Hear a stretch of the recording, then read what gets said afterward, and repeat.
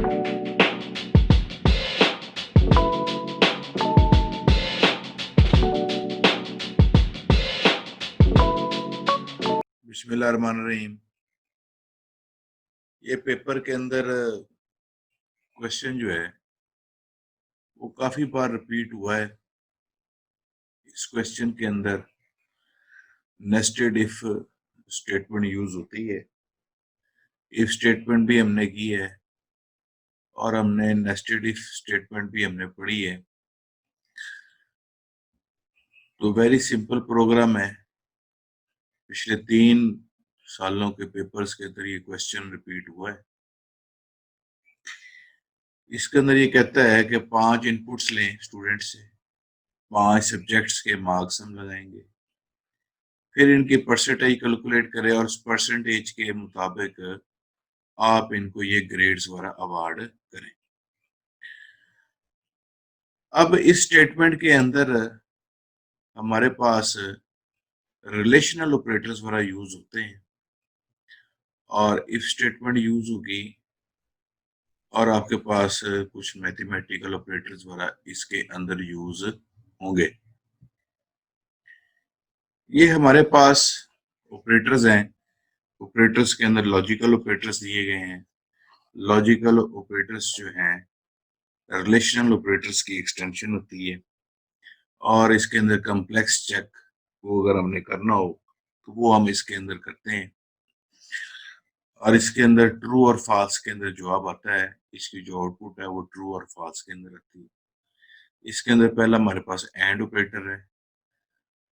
And operator जो है 2 conditions को चेक करने के लिए होता है। अगर दोनों कंडीशंस ए साइड और बी साइड जो है वो अगर हमारे पास दोनों ट्रू होंगी तो जवाब जो है वो हमारे पास ट्रू आएगा। उसके बाद हमारे पास जो अगली चीज होती है वो हमारे पास और ऑपरेटर है। और ऑपरेटर में के अंदर राइट और लेफ्ट साइड जो है अगर इन दोनों साइड में से एक साइड भी अगर ट्रू होती है तो जो फाइनल आउटकम आएगी वो भी हमारे पास ट्रू होगी।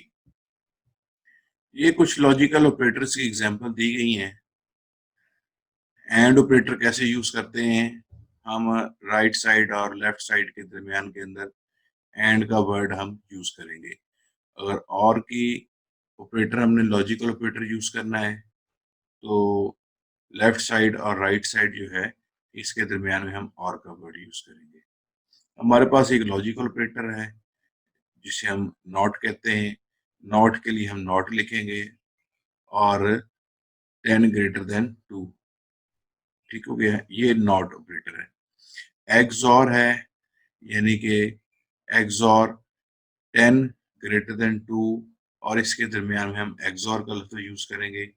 अब ये लेफ्ट और राइट साइड दोनों जो हैं इसके दरमियान में एक्सॉर का लफ्ज यहाँ पर यूज किया जाएगा। तो ये हमारे पास लॉजिकल ऑपरेटर्स हैं। अब हम इनका इस्तेमाल करेंगे इस असाइनमेंट को बनाने के लिए। तो प्रोग्राम पे जाने से पहले सबसे पहले हम देखेंगे कि क्वेश्चन जो है इसके अंदर कहा गया है कि 5 स्टूडेंट से इनपुट्स लें और उनके एग्जाम के मार्क्स के बारे में पूछें और उसकी परसेंटेज कैलकुलेट करें और उसके बाद ग्रेड लगाएं। तो सबसे पहले हम 5 इनपुट्स लेते हैं और उनकी परसेंटेज निकालते हैं। फिर हम इसके अगले स्टेप के ऊपर हम आएंगे। ये आपका प्रोग्राम स्टार्ट होगा। हम यहाँ पर 5 इनपुट वेरिएबल डिक्लेयर कर लेते हैं। dim a as integer, dim b as integer, subjects के मार्क्स नाम भी रख सकते हैं। dim c as integer,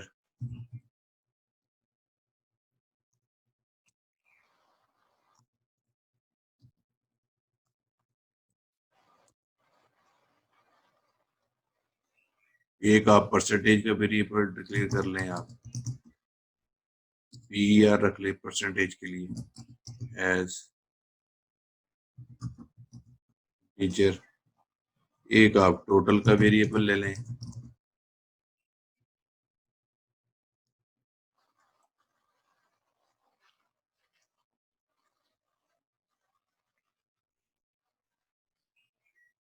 ये हमारे पास आ गया। अब हमने मैसेज डिस्प्ले कराना है।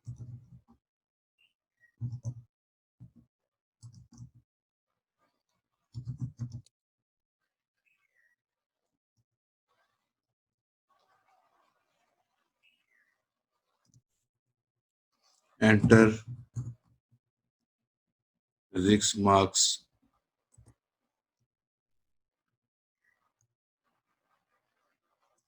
और इसको ए के बराबर ले लें आप। A is equal to read line, एक और कंसोल डॉट राइट लाइन। यहाँ पर आप डिक्लेयर कर लें physics math marks,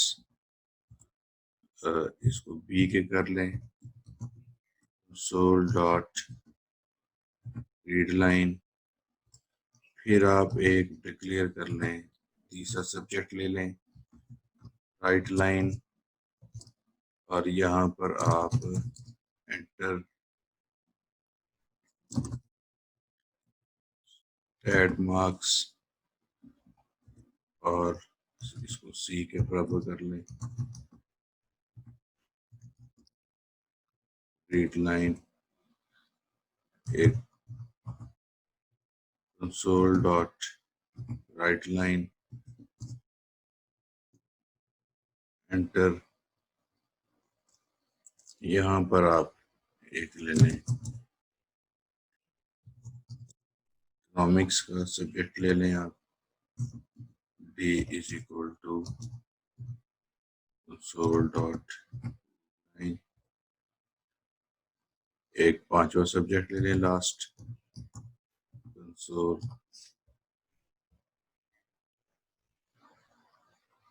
dot right line, enter.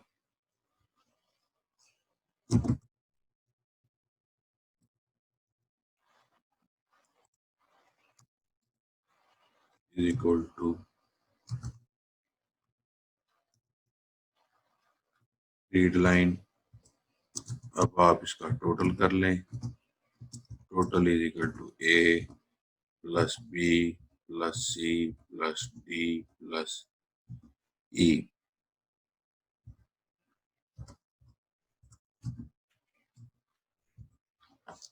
अब आप इनकी परसेंटेज बना लें इन सब्जेक्ट्स की।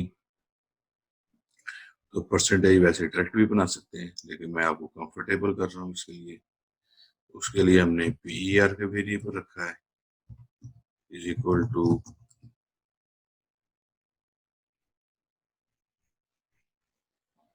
टोटल डिवाइड बाई 5 मार्क्स हैं तो 500 हो जाएगा, और इसको मल्टीप्लाई बाई कर देते हैं हम 100 से। यहाँ पेंसिल से लगा लें आप,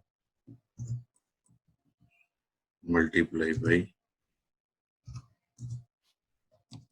100 कर लें। अब आप इसकी परसेंटेज शो करवा लें, एक मैसेज लगा लें आप डॉट राइट लाइन स्टूडेंट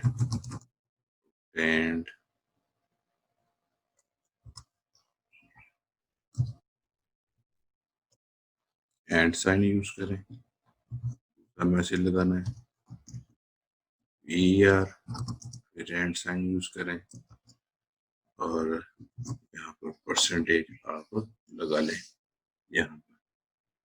अब यहाँ पर परसेंटेज तक यहाँ पर आ गए। यहाँ पर हम एक और एंड साइन यूज कर लेते हैं और मार्क्स भी लिख लेते हैं साथ। मार्क्स। यहाँ तक का प्रोग्राम हम रन करके देखते हैं, फिर आगे चलते हैं।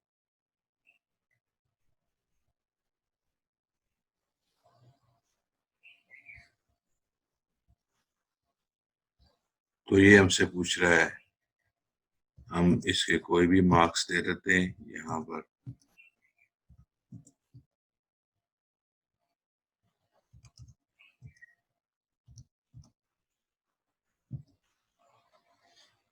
तो ये हमें जवाब में दे रहा है कि 66% जो है।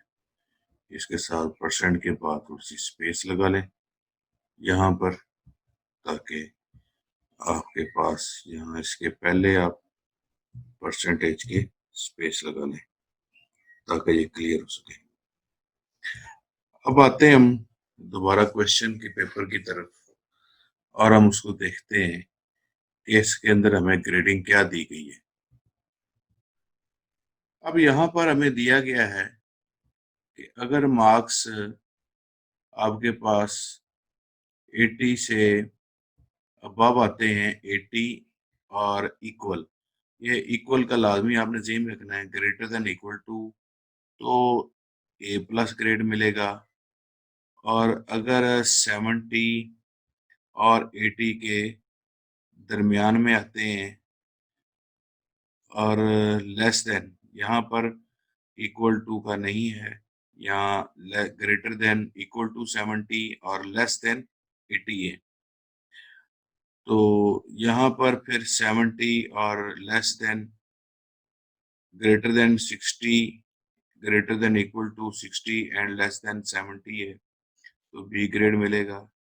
अगर ग्रेटर देन इक्वल टू 50 और लेस देन 60 है तो सी ग्रेड मिलेगा। अगर 40 से बराबर और से ज़्यादा है और 50 से कम है तो बी ग्रेड मिलेगा। और अगर स्टूडेंट 40 से कम मार्क्स लेता है तो उसको एफ ग्रेड मिलेगा। अब ये सारी की सारी जो है वो इफ कंडीशंस हैं, ये परसेंटेज के ऊपर आएंगी और इसके अंदर हम यूज करेंगे एंड का लॉजिकल ऑपरेटर जो है वो हम इसके अंदर एंड के यूज करेंगे, लॉजिकल ऑपरेटर्स जो है। अब वो हम कैसे यूज करेंगे वो हम देखते हैं, लेकिन उससे पहले अपने माइंड के अंदर आप अपने माइंड के अंदर आप पूरी तरतीब लगाएं कि ये मैंने सवाल को नीचे से शुरू करना है या इस ग्रेडिंग को मैंने ऊपर टॉप से शुरू करना है। और ये इफ स्टेटमेंट के अंदर इफ स्टेटमेंट है, फिर उसके अंदर इफ स्टेटमेंट है, फिर उसके अंदर इफ स्टेटमेंट है, फिर उसके अंदर इफ स्टेटमेंट है। तो कभी भी प्रोग्राम को हमेशा छोटे छोटे पीसीस के अंदर डिवाइड किया जाता है, कभी भी एक टाइम पे राइट अप नहीं किया जाता। हम इसको छोटे छोटे पीसीस के अंदर करके मैं दिखाऊंगा कि अगर ऐसे होता है, फिर अगला स्टेप करेंगे, फिर तीसरा स्टेप, फिर चौथा स्टेप, ताकि आपको Aahista Aahista step by step program को सॉल्व करने का पता चल सके। अब आते हैं हम प्रोग्राम की तरफ।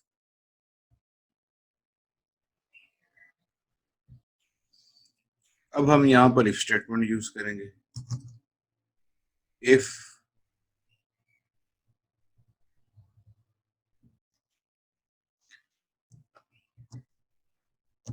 PER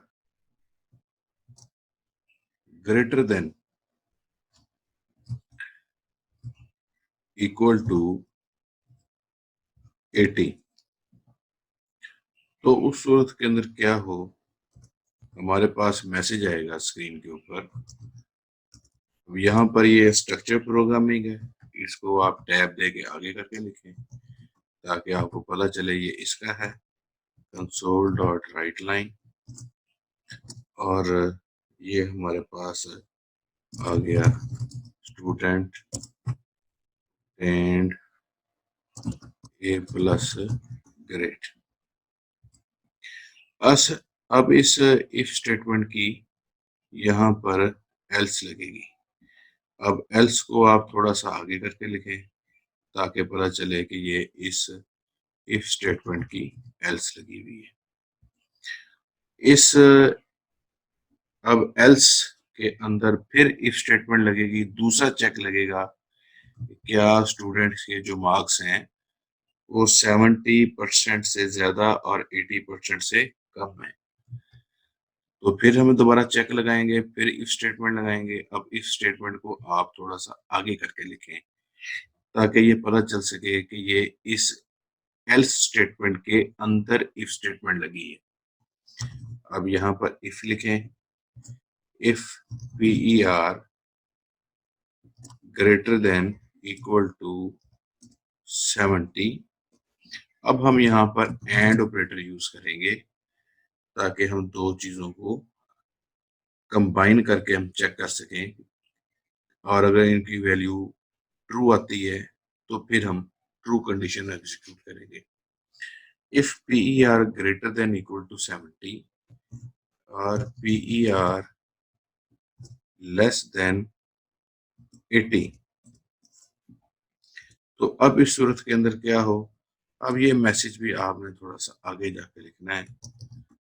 console dot right line, और यहाँ पर हम मैसेज लिखते हैं स्टूडेंट टेंड ए माइनस ग्रेड। अभी मैं प्रोग्राम को यहीं तक रखता हूँ, बाकी प्रोग्राम आगे जाके लिखेंगे। यहाँ पर इफ स्टेटमेंट हमने क्लोज करनी है। इस इफ स्टेटमेंट को हम क्लोज करेंगे, यहाँ पर हम इसके नीचे करके लिखें आप एंड इफ, और ये जो ऊपर वाली इफ स्टेटमेंट है ये वाली, इसका एंड इफ जो है वो आप यहाँ पे करके लिखें ताकि आपको पता चल सके कि ये जो इफ स्टेटमेंट का एंड इफ ये लगा हुआ है और इस इफ स्टेटमेंट का एंड इफ यहाँ पर लगा हुआ है, ताकि आपको फर्दर कोई कंफ्यूजन ना हो सके। अब हम इस प्रोग्राम को रन करके देखते हैं और इसको हम चला के भी देखते हैं क्या रिजल्ट देता है। पहले हम अबव 80% मार्क्स कर लेंगे। स्टूडेंट के 85 से ज़्यादा मार्क्स आए हैं उस स्टूडेंट के।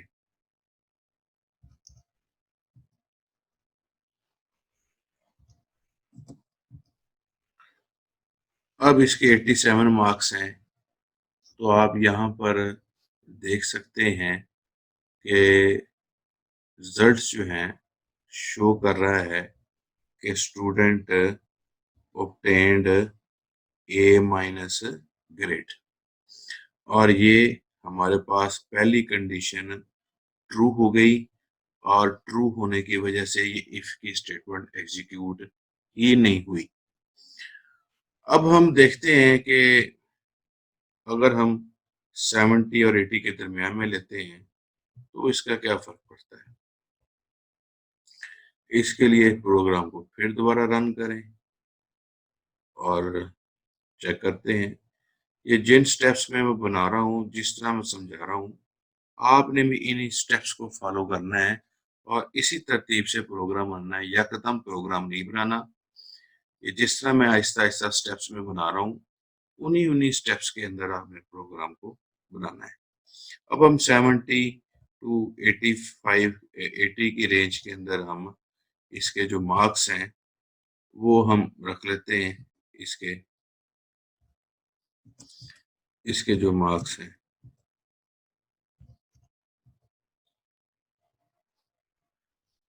ये 64% आ गया। ऐसा कोई जवाब नहीं आया। इसको हम दोबारा रन करते हैं। ये मार्क्स एक ज़्यादा लग गए मेरे से। इसको दोबारा हम करते हैं।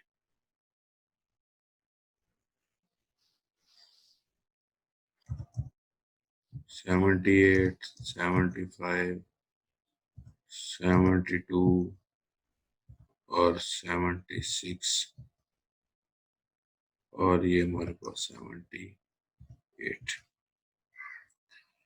अब देखें कि पहली कंडीशन जो है, क्योंकि इसके अंदर मार्क्स, ये जो इफ कंडीशन है ये हमारे पास इफ कंडीशन फॉल्स हो गई, क्योंकि मार्क्स जो हैं वो 76 थे। 76 जो हैं वो 80% से ज़्यादा नहीं है, इसलिए एल्स की कंडीशन चलेगी। एल्स की कंडीशन के अंदर दो चेक लगे हैं, एंड ऑपरेटर यूज हुआ है इसके अंदर, और बात हुई है कि 70 और 80 के दरमियान के अंदर जो है मार्क्स हैं। तो क्योंकि मार्क्स यहाँ पर 70 और 80 के दरमियान में है, इसलिए ये मैसेज हमारे पास डिस्प्ले हो गया है। अब ये हमने दो स्टेजेस इसकी कवर कर ली हैं। अब हम इसकी जो तीसरी स्टेज है वो हम उसकी तरफ जाएंगे।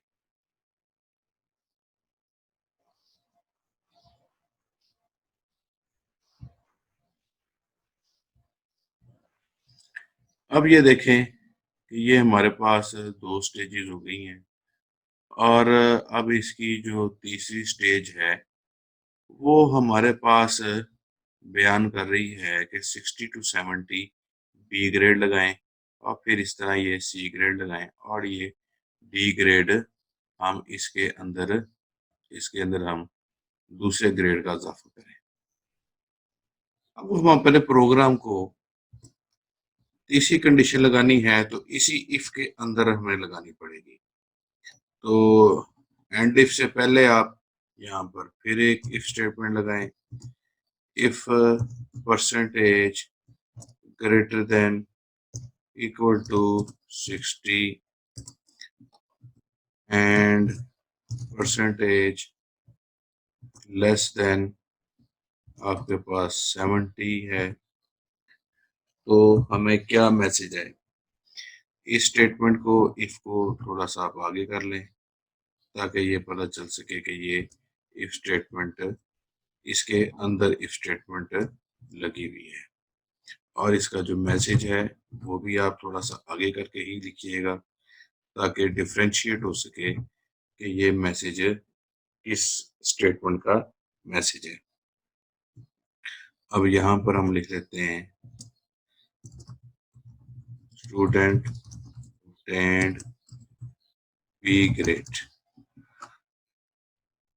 अब हमने ये देखें कि हमने तीन जो है इस वक्त इफ स्टेटमेंट्स जो हैं वो हमने ऑन की हुई हैं। एक ये इफ स्टेटमेंट है, एक ये इफ स्टेटमेंट है, और एक ये इफ स्टेटमेंट है। अब हमने क्लोज कितनी की हैं? दो की हैं। अब हम इस इफ स्टेटमेंट को भी क्लोज करेंगे। यहाँ पर हम लिखेंगे एंड इफ, यहाँ पर हम एंड इफ लिख देते हैं। अब ये हमारे पास तीसरी इसका मरहला आ गया। अब हम फिर प्रोग्राम को एग्जीक्यूट करते हैं। अब मैं लिखता हूँ जी 65 मार्क्स लिए हैं, एक के अंदर 62 मार्क्स लिए हैं, फिर इसके अंदर 61 मार्क्स लिए हैं, और इसके अंदर 69% मार्क्स लिए हैं, इसमें 68% मार्क्स लिए हैं। तो टोटल इसके बन गए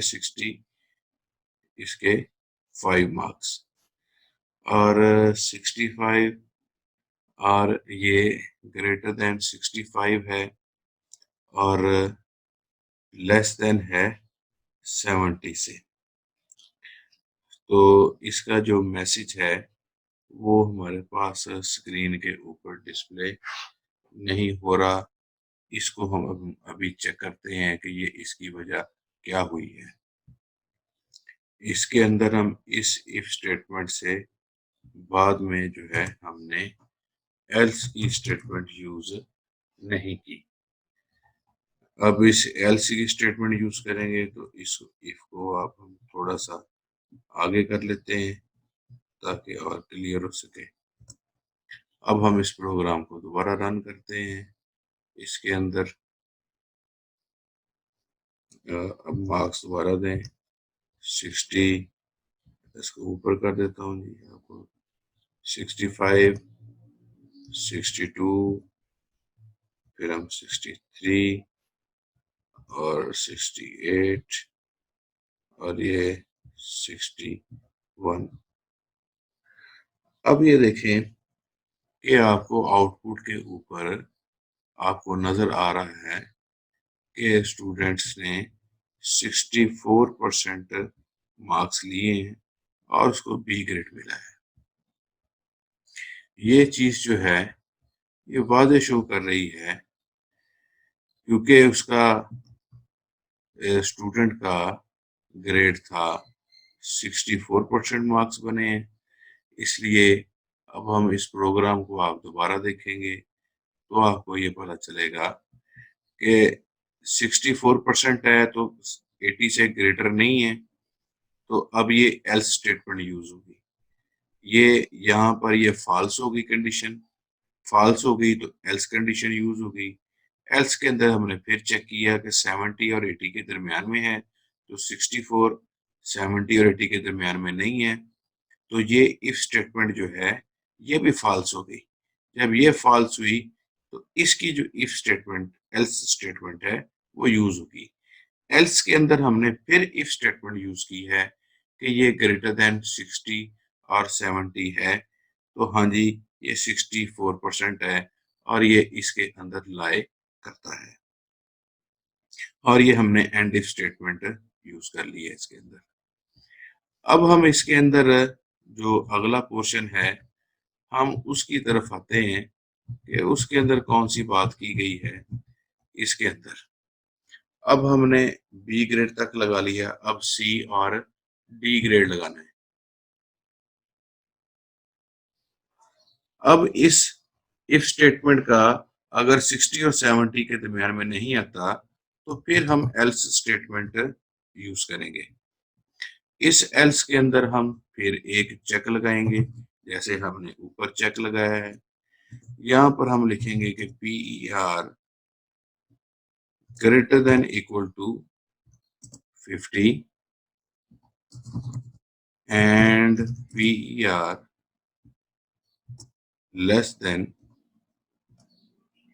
40।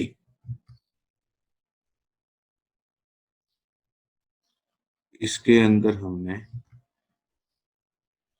50 और 60 के दरमियान में होगा।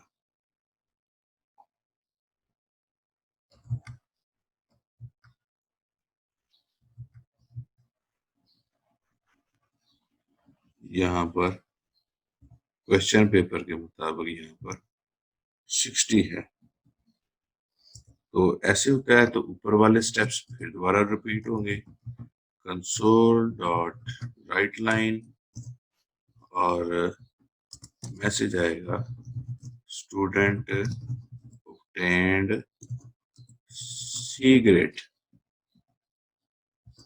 और अगर ये भी नहीं ले पाता तो यहाँ पर फिर एल स्टेटमेंट आएगी।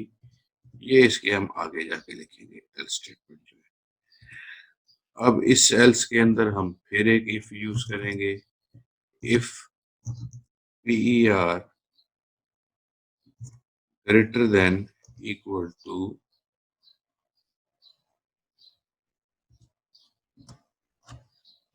अब हम यूज करेंगे 40 और इसके साथ हम एंड साइन यूज करेंगे। PER लेस देन 50, तो हमारे पास क्या मैसेज आए। हमारे पास मैसेज हम थोड़ा सा आगे जाके लिखेंगे, जिस तरह मैं तरतीब से लिख रहा हूँ उसी तरतीब से आप लिखेंगे ताकि स्ट्रक्चर्ड प्रोग्रामिंग मेंटेन रहे। कल आप प्रोग्राम खोल के देखें तो आपको पता चलेगा कि ये इफ के इसके अंदर है। अभी मैं आपको ये दिखाता हूँ इसको। अभी हम इसको मैसेज डिस्प्ले करते हैं obtained सी और ये हमारे पास आ गया जी डी ग्रेड। इसको इन्वर्टेड कॉमा के अंदर हमने लगाना है। और अगर ये भी नहीं होता तो यहाँ पर एल स्टेटमेंट, अभी हमने एंड इफ स्टेटमेंट क्लोज करनी है सारी उसके हिसाब से।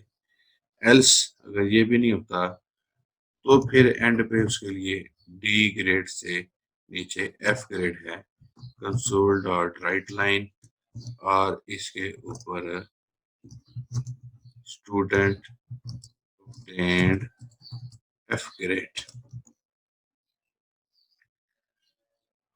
अब हमने इनको क्लोज करना है, नीचे से स्टार्ट करेंगे। पहले ये इफ स्टेटमेंट है, इसको हम इसके नीचे करके ही इसको हम क्लोज करेंगे एंड इफ।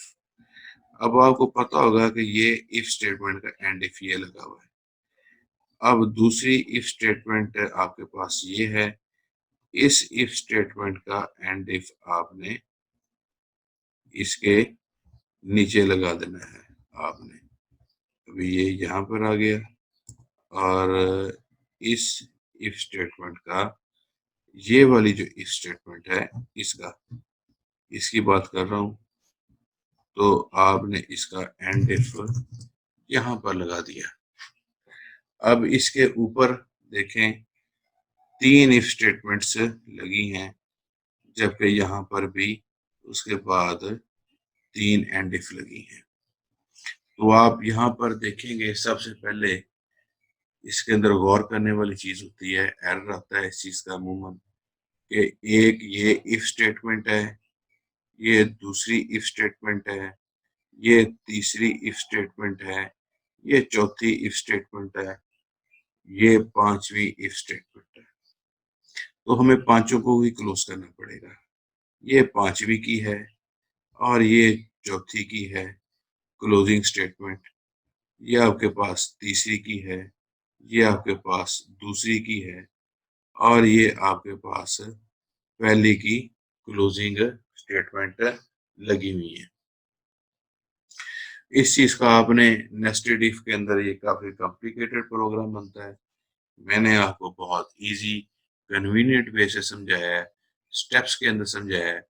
इसी तरह आपने एक एक स्टेप बनाना है, और हर स्टेप के बाद आपने प्रोग्राम को चला के चेक करना है। अब हम इस प्रोग्राम को बना के चेक करते हैं। ये प्रोग्राम हमने बना लिया, सॉरी। अब हम इसको चेक करते हैं।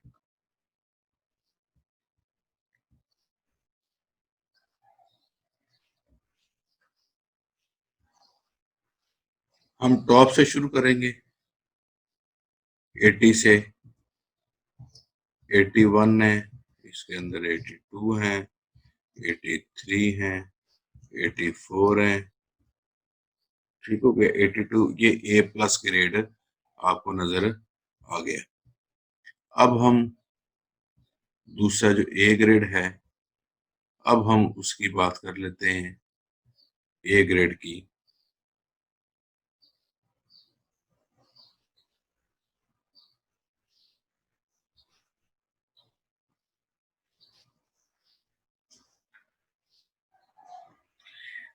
वो हमारे पास 70 टू 80 के दरमियान में है। तो इसका 71, 75, 78, 76 और 86 लिखा गया।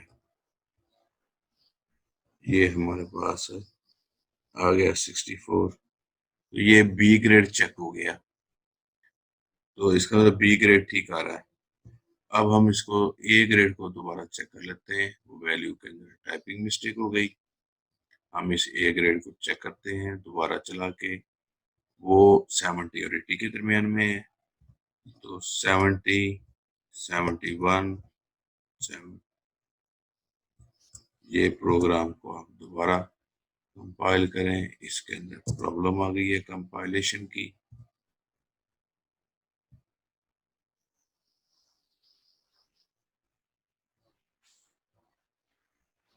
जी, 71, 72, 73, 74 और यहाँ पर 75। तो ये अब हमारे पास ए ग्रेड हमें शो कर रहा है। ये हमें इसका ए ग्रेड मिल गया। ये भी कंडीशन हमारे पास इसकी ट्रू हो गई है। इसकी बी ग्रेड भी हमने चेक कर लिया। अब हम सी ग्रेड चेक करते हैं। सी ग्रेड जो है वो हमारे पास है कितने से लेके कितने तक, 50 से लेके 60 के दरमियान में। अब हम 50 से लेके 60 के दरमियान में वैल्यूज को एंटर करते हैं। मैं 51 एंटर करता हूँ, 52, 53, 56 और 55। अभी आप तालिब इल्म देखें कि इसका जो ग्रेड है वो सी ग्रेड आ रहा है, क्योंकि ये 53 है और 53 जो है वो हमारे पास इस कंडीशन के अंदर लाई कर रहा है, इस कंडीशन के अंदर। अब ये हमने सी ग्रेड भी चेक कर लिया, अब हम इसका बी ग्रेड चेक करते हैं, क्या ये प्रोग्राम बी ग्रेड भी सही तरह कैलकुलेट कर रहा है। तो फिजिक्स के मार्क्स के लिए बी ग्रेड के लिए आपके पास बी ग्रेड तो हमने चेक कर लिया था, सॉरी। अब हम डी ग्रेड चेक करते हैं 40 और 50 के दरमियान में। तो इसके मार्क्स आए जी 45, 46, 47, ये गलत हो गया, इसको दोबारा रन करते हैं।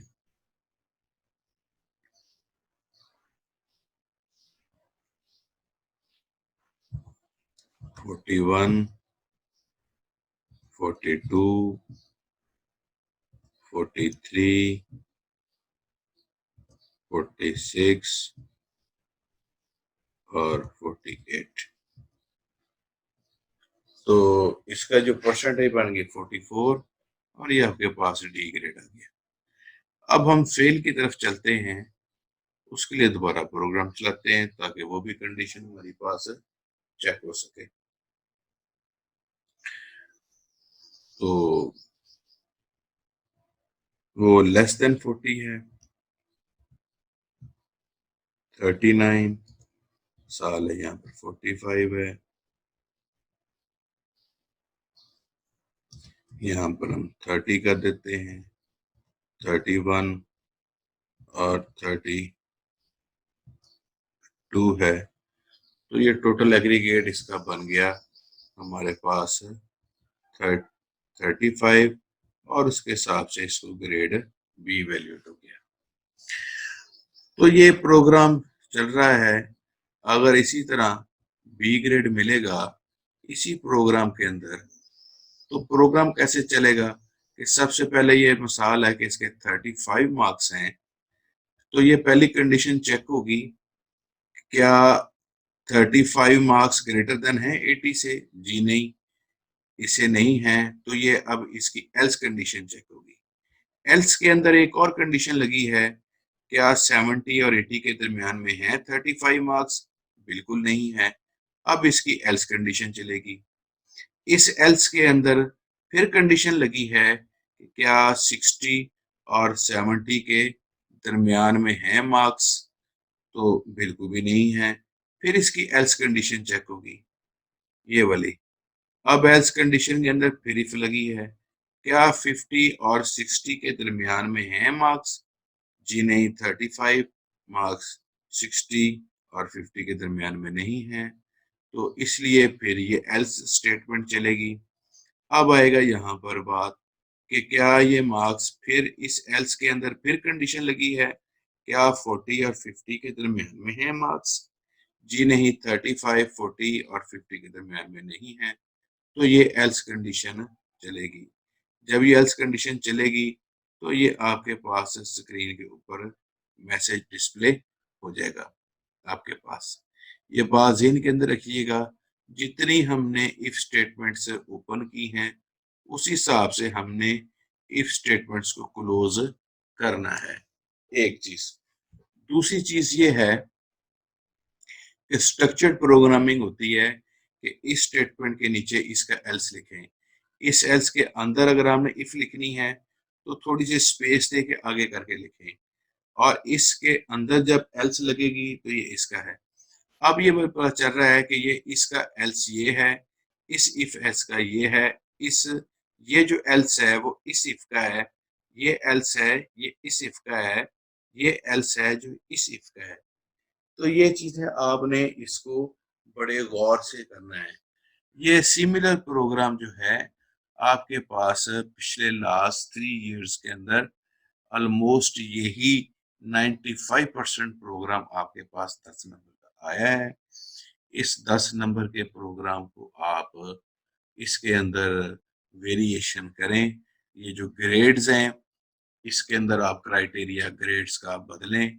हर स्टूडेंट अपना क्राइटेरिया लगाए, इसको को 90% के ऊपर आप ए प्लस ले जाएं, और इस तरह को रेशियोज को आप इसको चेंज करें।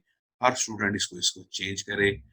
और अब जैसे जैसे मैंने स्टेप्स के अंदर प्रोग्राम किया है, उन्हीं उन्हीं स्टेप्स के अंदर करें। पहले एक सेगमेंट को बनाए, फिर दूसरे को बनाए, फिर तीसरे को बनाए, फिर चौथे सेगमेंट को बनाए। हमेशा ये असूल होता है कि प्रॉब्लम को हमेशा स्प्लिट अप किया जाता है छोटी छोटी प्रॉब्लम्स के अंदर। बाद में उन प्रॉब्लम्स को कंबाइन करके एक प्रॉब्लम बना ली जाती है। तो आपने ये असाइनमेंट करनी है।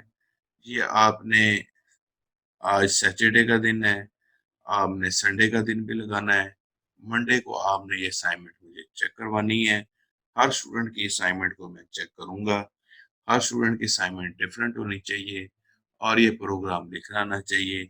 और मैं इसका ऑनलाइन आपकी स्क्रीन शेयर करके भी आपसे प्रोग्राम लिखवा के देख सकता हूँ कंप्यूटर के ऊपर।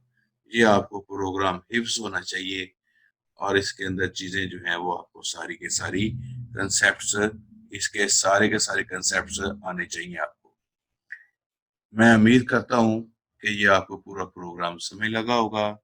इसके बाद जो हम पिछले पास पेपर्स के अंदर क्वेश्चंस आए हैं, मैं वो भी आपको एक एक करके क्वेश्चंस आपको समझाऊंगा, ताकि आपको कंसेप्ट्स जो हैं वो प्रोग्रामिंग के मजीद आपके ठीक हो सकें। तो इंशाल्लाह मिलते हैं अगली क्लास के अंदर अगले क्वेश्चन के साथ। फी अमान अल्लाह।